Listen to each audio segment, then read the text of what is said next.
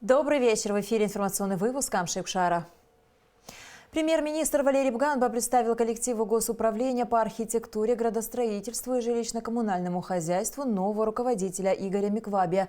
Как отметил глава правительства, сейчас перед организацией стоят новые задачи. Разработка нормативно-правовой базы для регулирования государственной политики в сфере ЖКХ. Еще одно важное направление в работе управления – это осуществление экспертизы проектов инвестиционной программы содействия социально-экономическому развитию Абхазии, особенно учитывая предстоящую подготовку к реализации новой программы. Валерий Бганба пожелал удачи и плодотворной работы всему коллективу управления. Вертолет МЧС России прибыл в Абхазию для тушения пожара на Сухумском перевале, сообщили в пресс-службе спасательного ведомства страны. Как и запрашивала абхазская сторона, российские коллеги прислали один вертолет Ми-8. Экипаж состоит из 5 человек. К тушению пожара специалисты МЧС приступят утром 16 ноября. Очагов возгорания на территории Сухумского перевала несколько, и пламенем охвачено около 100 гектаров леса. При этом горят не деревья, а опавшая на землю сухая листва. Первые очаги пожара в лесу на Сухумском перевале спасатели МЧС Абхазии обнаружили утром в воскресенье 10 ноября. Сотрудники пожарно-спасательного поста в селе Псху подошли к месту возгорания, но своими силами погасить возгорание не смогли.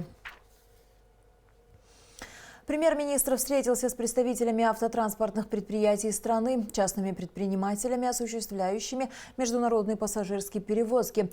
Обсуждались вопросы улучшения транспортного обеспечения, вопросы регулярности международных рейсов и развития направлений пассажирского сообщения между Абхазией и регионами Российской Федерации. Кроме того, участники встречи обсудили возможность корректировки договоренности с Российской Федерацией в сфере транспортного сообщения, увеличения объема выделяемых бланков разрешения на въезд пассажирских транспортных средств из Абхазии. Премьер-министр также встретился с представителями Фонда инвалидов Отечественной войны народа Абхазии и руководителями районных ассоциаций инвалидов ОВНА. На встрече были обсуждены вопросы осуществления деятельности фонда в теле Министерства здравоохранения и социального обеспечения, в частности, оказания медицинской помощи ветеранам, как на территории Абхазии, так и за ее пределами, обеспечения лекарственными препаратами подопечных фонда. Кроме того, участники встречи уделили внимание вопросу предупреждения случаев выдачи удостоверений инвалидов войны людям, не получившим ранения и увечья в ходе боевых действий. В этой связи Валерий Бганба поручил улучшить работу Совета правления фонда и районных ассоциаций инвалидов Отечественной войны. В рамках рабочей встречи обсуждались также вопросы политики налоговых льгот для предпринимателей из числа инвалидов войны, социальной реабилитации инвалидов, их трудоустройства и обеспечения социальным жильем.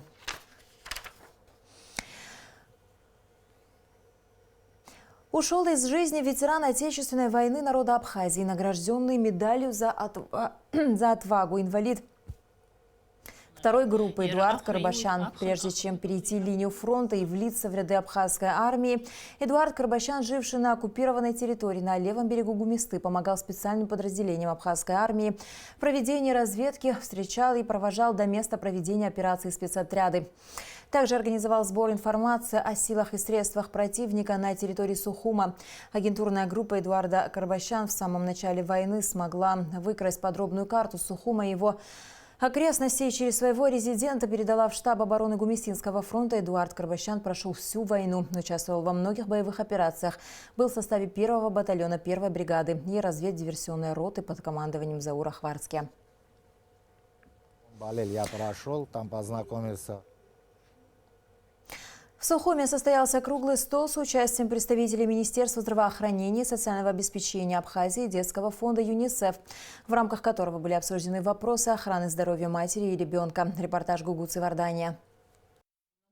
Чтобы обсудить возможность внедрения в республике всемирной инициативы в области грудного вскармливания и всемирной инициативы в отношении затрат на грудное вскармливание, за круглым столом собрались медики со всех районов республики. Данная тема особенно актуальна в наше время, а о пользе естественного вскармливания во всем мире говорят все больше и чаще. Нужно сказать, что правильное, полноценное питание детей грудного возраста и детей раннего возраста напрямую определяет будущее здоровья детей, как физическое, так и умственное развитие.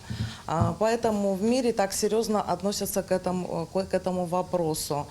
Правильное полноценное питание детей раннего возраста, оно прежде всего подразумевает грудное вскармливание. Не так давно специалисты из Абхазии приняли участие в региональном семинаре на тему «Оптимальное кормление детей грудного и раннего возраста в Европе и Центральной Азии», прошедшем в Сербии под эгидой ЮНИСЕФ. За круглым столом они рассказали об итогах этой поездки, в частности, о своем мнении по поводу глобальных разработок и изменений в вопросах прикорма, а также пользе грудного вскармливания. ВОЗ рекомендует питание грудным молоком долгосрочное, до 2 лет и более. Считается, что долгосрочное грудное вскармливание дает долгосрочные эффекты. Говоря о полезности грудного вскармливания, нужно сказать, оно полезно как для детского организма, так и для матери. Смертность детей, находящихся на грудном вскармливании, в 14 раз меньше, чем смертность у детей, находящихся на искусственном вскармливании.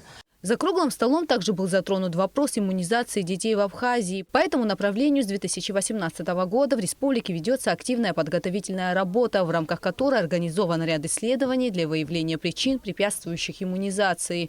Основная цель – донести до населения, в частности до родителей, важную информацию по иммунизации. Последний год неплохо проводится иммунизация, но оставляет желать лучшего.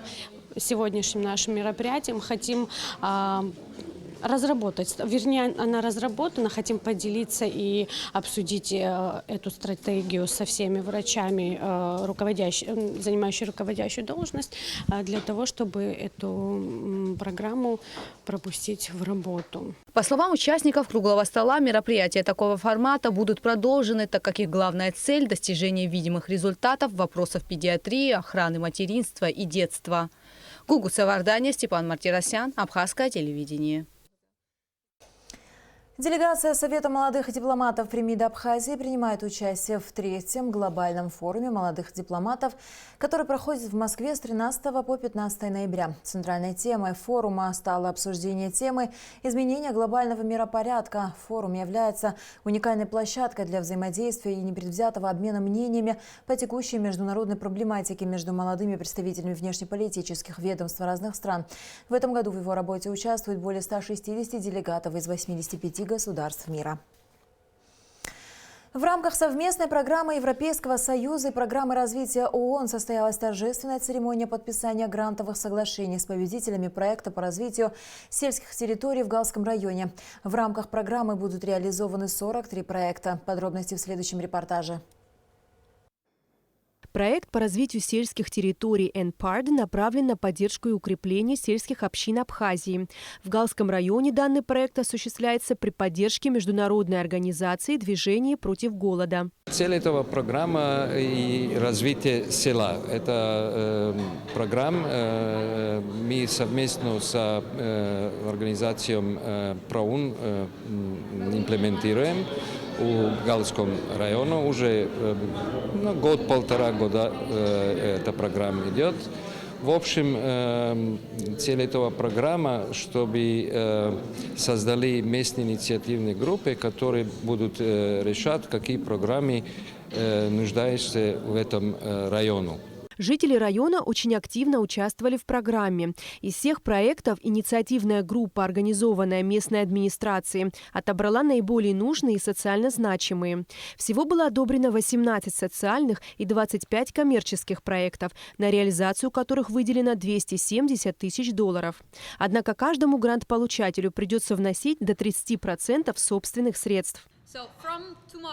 Уже на самом деле с завтрашнего дня при поддержке движения против голода мы начнем процесс поддержки грантополучателей. И они будут не одни в этом деле. Мы также со своей стороны предоставим поддержку не только в обеспечении оборудования, но и в технической поддержке. Немалая часть одобренных проектов нацелена на развитие сельскохозяйственных культур региона, выращивание ореха, арахиса, малины, голубики, производство кукурузного масла. Среди них есть и те, которые предусматривают как реализацию творческого, так и социального потенциала, будь то открытие музыкальной студии в городе Гал или строительство детской площадки в селе Хяцха. Это один из таких проектов, которые мы с большим желанием в администрации поддержали. Потому что Этот проект проходил непосредственно с участием нашим. Один из моих заместителей является президентом этого клуба, который собирал все эти проекты.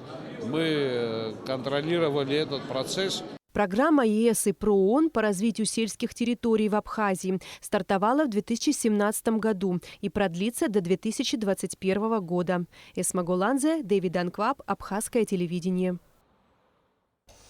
Очередной подарок в Верхнеишерской средней школе сделал иностранный журналист Манфред Петрич. В этот раз благотворитель отремонтировал здание спортзала. По этому случаю в село приехали представители администрации Сухумского района и другие гости.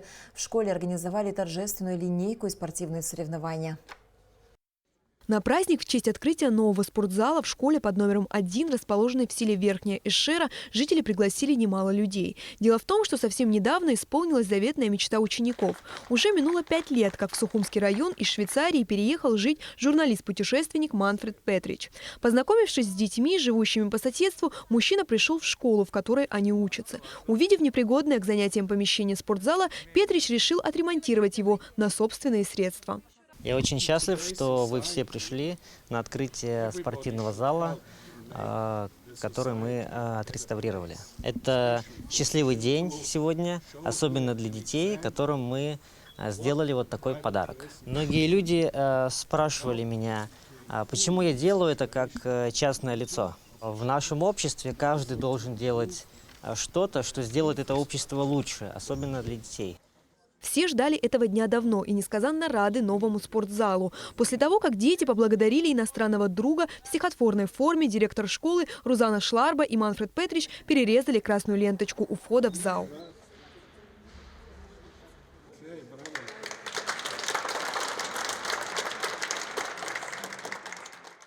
Дружба между Манфредом Петричем и руководством школы завязалась во время проведения недели абхазского языка. Именно тогда он и узнал историю героя Мушнихвардске, именем которого названо учебное заведение. Неделю абхазского языка мы отмечали, мы его просто пригласили. Естественно, увидев ситуацию в школе, у нас окна были в то время старые, послевоенные как здания. И он решил сперва внести вклад в эту школу, поменяв все окна в функционирующих классах. И вот благодаря нему сегодня мы уже имеем уютный спортзал, в котором мы можем уже заниматься. В день открытия спортзала здесь организовали веселые старты с участием учеников из соседней школы. Ребята с гордостью пригласили друзей посоревноваться в отремонтированном помещении.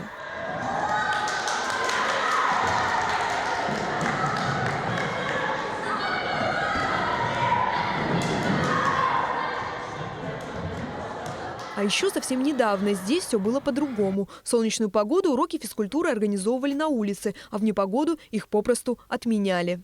До того момента, как благотворитель Манфред Петрич в качестве подарка произвел ремонт школьного спортзала, дети занимались в открытом поле. Играли здесь в волейбол, а если мяч выскользнул из рук, его приходилось искать вон в тех кустах.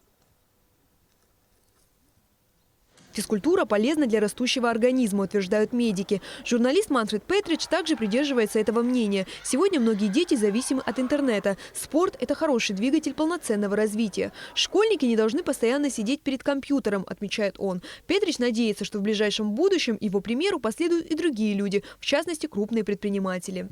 Практически все здесь было отреставрировано. Сначала начали с крыши, полностью перекрыли крышу, балки, сделали систему слива воды, она уходит под землю. Потом полностью сделали фасад, сделали душ, гардероб, коммуникации внутри, электрика, вода.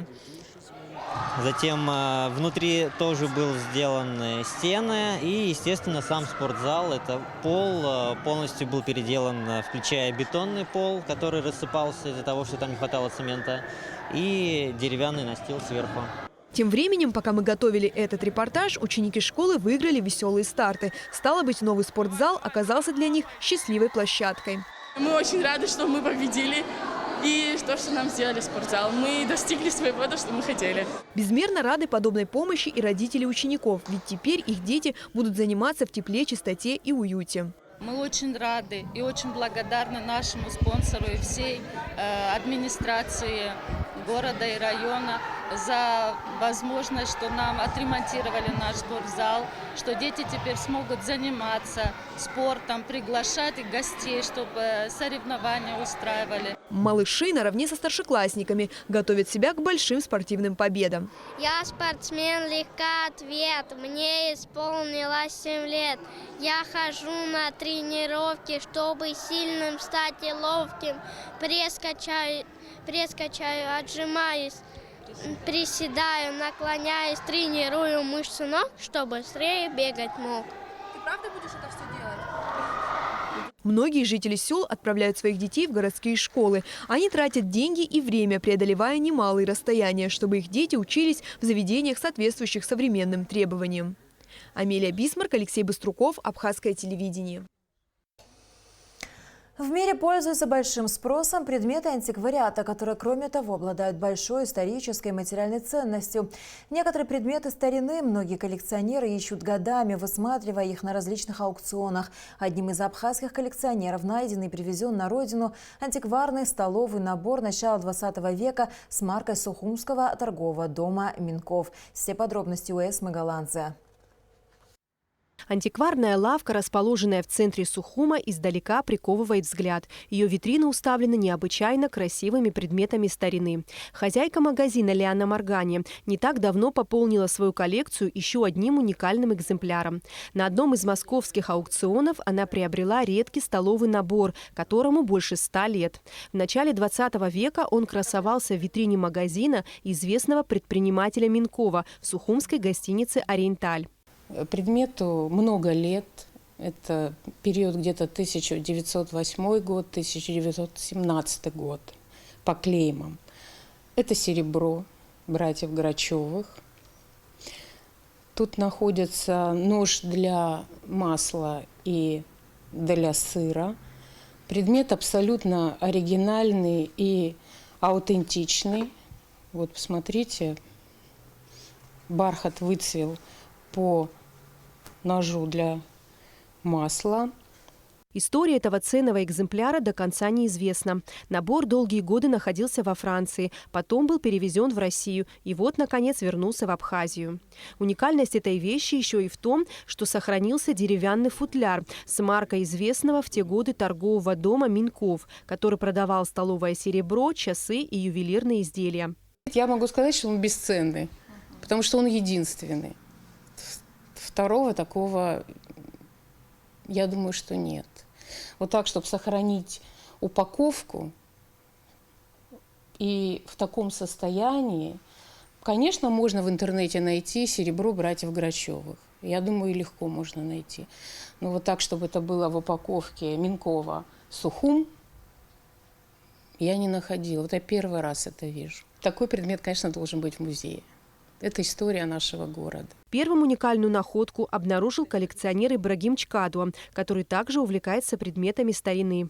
Я часто на аукционных сайтах бываю, вообще на антикварных сайтах бываю, ищу карты. Я коллекционирую карты географические, политические с Абхазией. И когда что-то есть с Абхазией, тоже вот заодно смотрю, увидел этот лот и сразу вот Ляне сообщил. Эта вещь попала в Абхазию, это очень хорошо, когда вот такие вещи собираются здесь. Я часто вот говорю своим тоже, кто что собирает, коллекционерам, чтобы они вот имели возможность. Кто-то гравюру собирает, кто-то вот как Лика собирает такие предметы быта.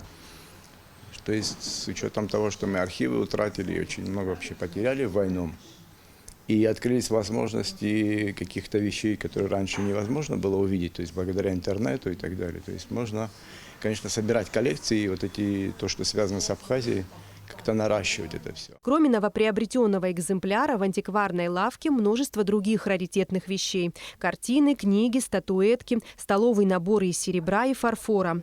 Уникальная работа известного французского художника Фердинанда Перро «Сенная площадь» – одна из 3 сохранившихся литографий из серии «Виды Санкт-Петербурга».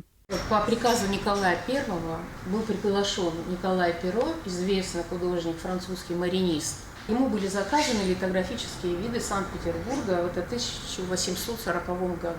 Старинные предметы искусства несут в себе культурную и историческую ценность. Восстанавливать утраченные архивы и коллекции означает бережно относиться к своей истории и сохранять ее для потомков. Эсма Гуланзе, Алексей Баструков, Абхазское телевидение. Говорят, музыка – самый универсальный язык человечества, а национальная музыка – язык народа, свидетель истории. Сегодня на нашем канале премьера фильма «Саркял», одного из самых масштабных проектов сотовой компании «Аквафон», направленных на популяризацию национальной музыки, в частности, старых мелодий и песен, записанных в народной обработке. Смотрите фильм «Саркял» сразу после новостей. –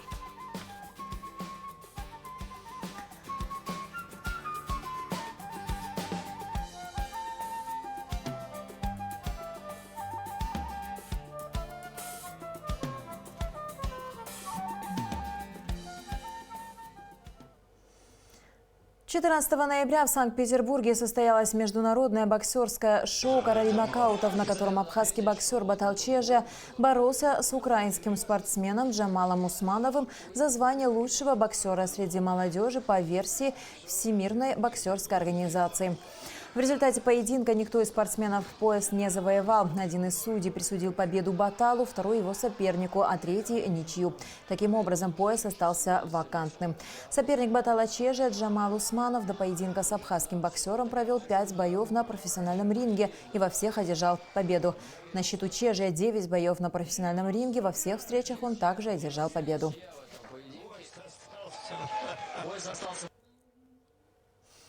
Абхазские спортсмены Энри Агрба и Тамас Тарба примут участие в 11-м Кубке мира по полноконтактному рукопашному бою FCF ММА, который пройдет 16-18 ноября в Кисловодске. Энри Агрба является действующим чемпионом в этом виде, и сейчас ему предстоит защитить свой титул. А Тамас Тарба впервые представит Абхазию на таком масштабном мероприятии. Все эти дни спортсмены активно готовятся к предстоящим боям. В первый день турнира спортсменов ждет взвешивание и жеребьевка, после чего и определятся соперники абхазских спортсменов. В соревновании примут участие команды из России, Франции, Киргизии, Таджикистана и других стран. В связи с ремонтно-профилактическими работами на Сухумской телерадиопередающей станции 16 ноября с 11 утра до 14 часов дня будет приостановлена трансляция всех телеканалов на территории города Сухум. И в завершении выпуска о погоде. По сообщению Гидрометцентра, в Абхазии ожидается небольшая облачность без осадков. Температура воздуха ночью 5-10, днем 14-19 градусов. Температура морской воды 18 градусов.